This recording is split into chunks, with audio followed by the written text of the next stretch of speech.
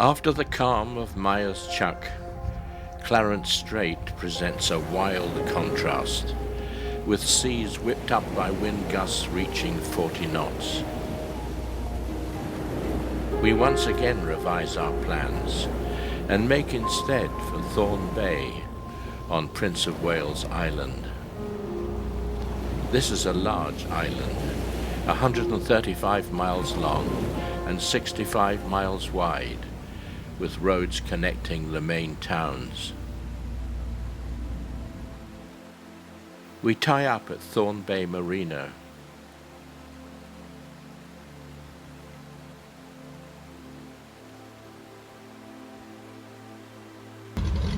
As elsewhere, float planes are a vital form of communication.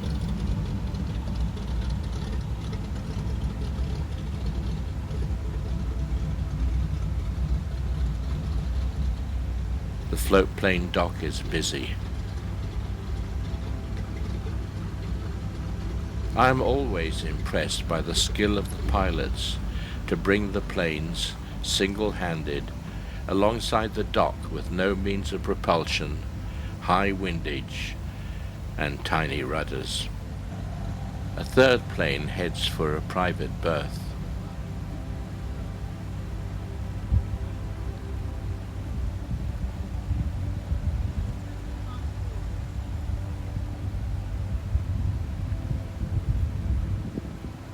These planes are de Havilland Beavers, maybe as much as 60 years old, and still considered by many to be the best for the job.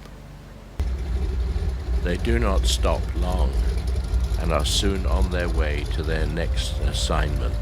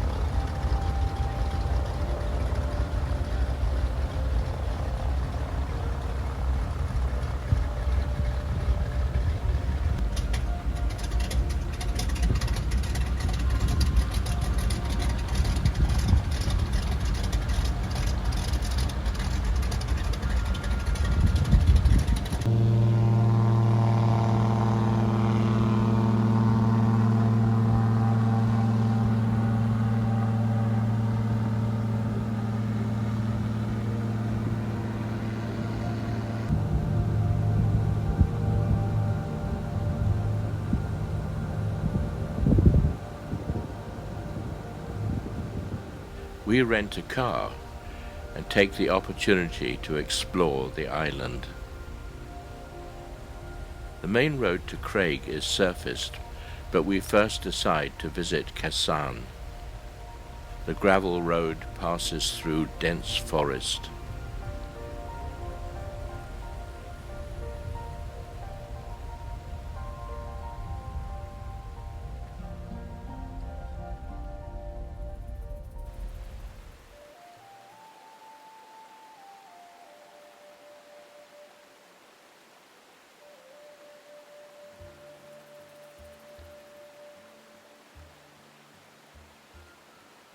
We are surprised to see they have a marina, making it convenient to visit by boat.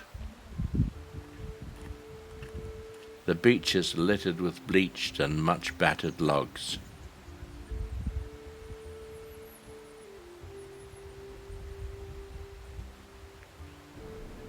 We follow a shadowy path winding through dense forest between close-packed trees and tangled undergrowth.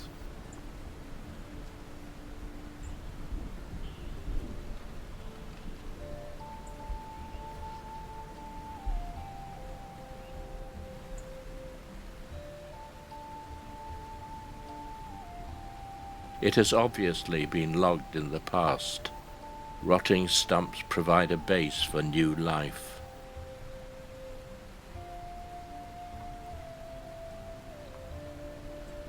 Fungi sprouts from the forest floor. This one being nibbled by a large slug. I fall well behind the others. Then, about 100 yards ahead of me, I spot a mother bear with a cub. We all stop and look at each other. The cub scoots up a tree.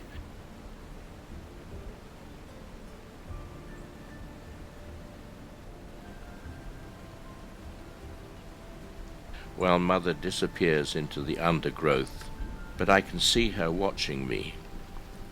I stay quite still.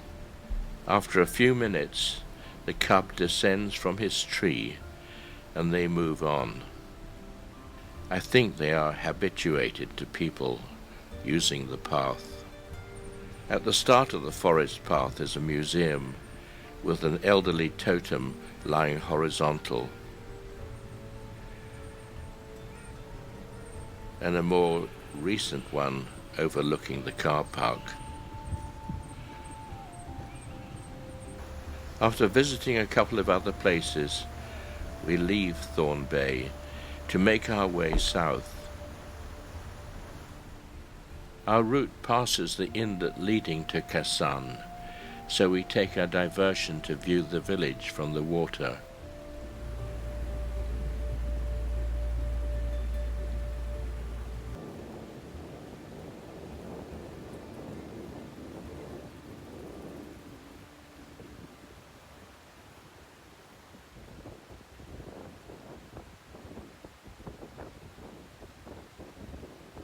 The beaches are piled high with bleached logs.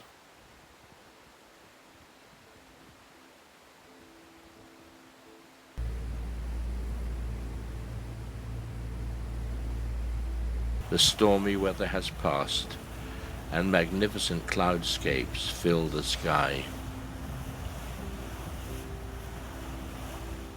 We turn into Chumley Sound, that has to be a British name, and encounter what appears to be a young but hefty humpback with his mother, seemingly learning how to breach.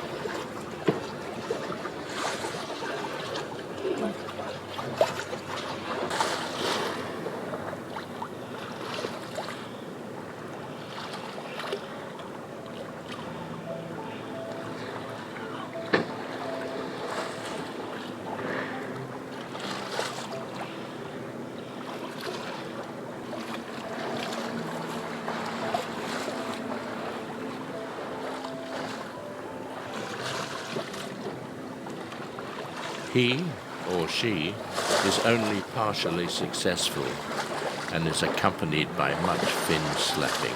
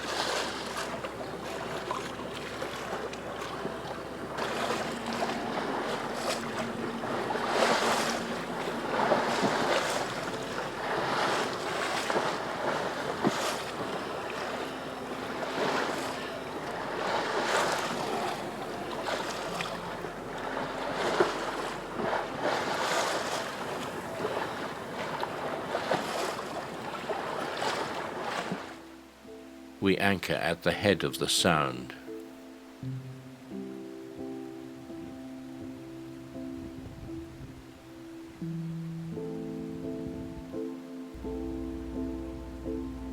We awake to morning mist lying across the still water.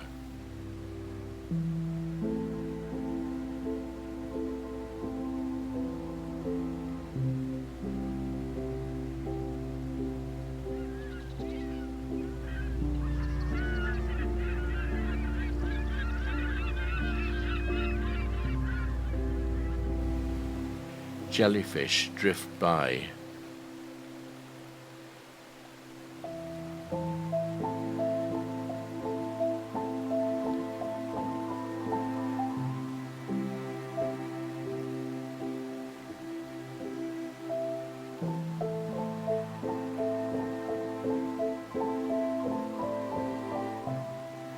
followed by a salmon.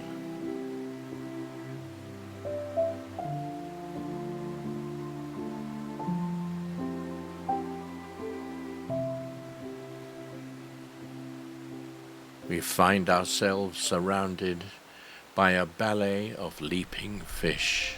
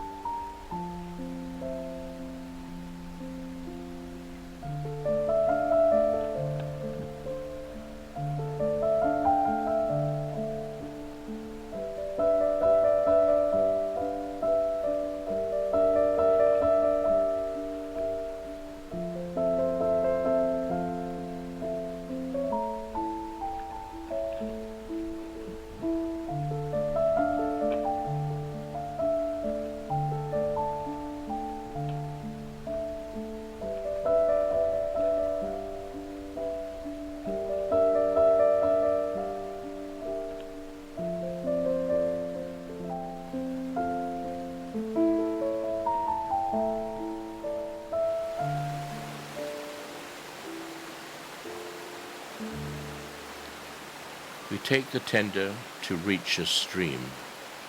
We spot a bear who seems to be inexperienced. He or she is not having much success. There are only black bears on Prince of Wales Island.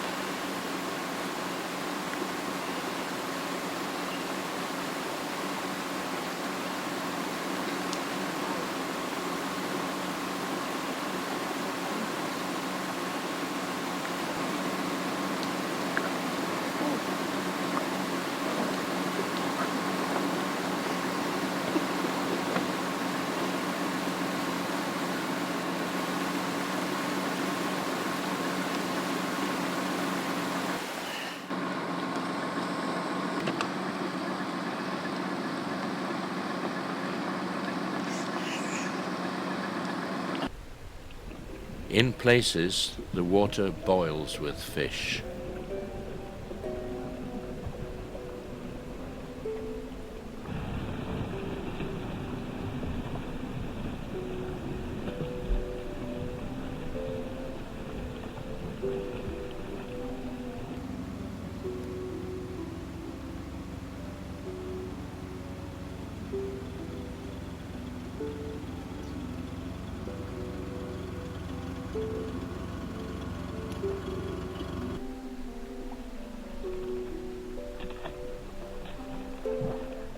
The long summer dusk creeps in, and mosquitoes are beginning to bite, so we head back to Venture.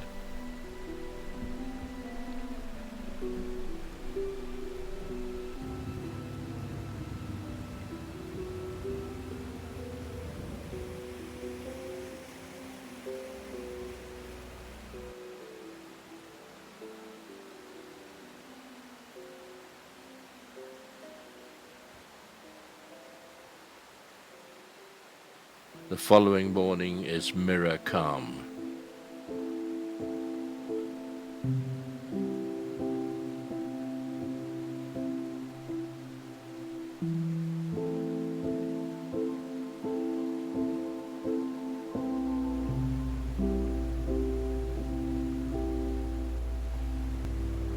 We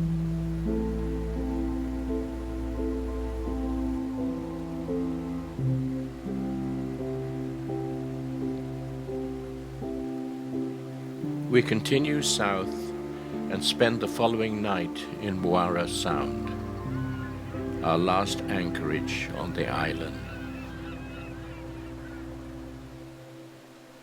We cross a now tame Clarence Strait and turn up Nichols Passage to reach the bustle of Ketchikan.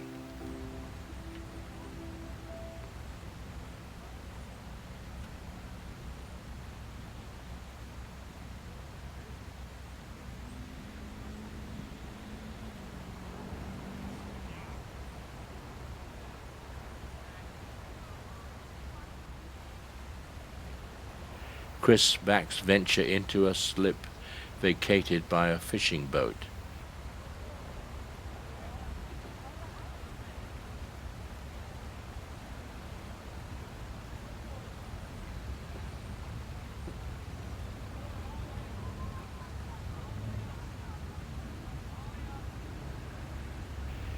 We are moored once more in a busy harbour, bustling with tour boats and numerous cruise ships, as many as 5 per day.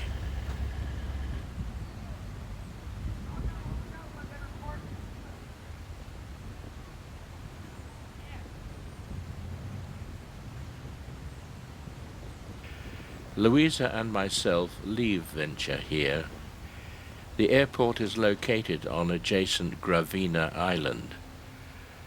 In 2006, the town requested funds to build a bridge across the harbour.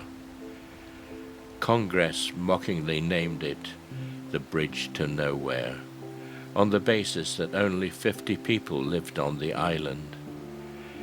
The reason for this low number was, of course, lack of easy access.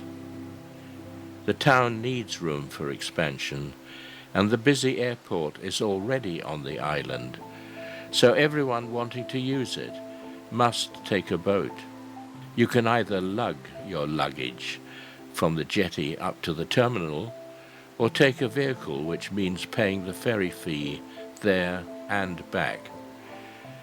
So we take the car across the ferry to Nowhere Airport to catch our flight to anywhere.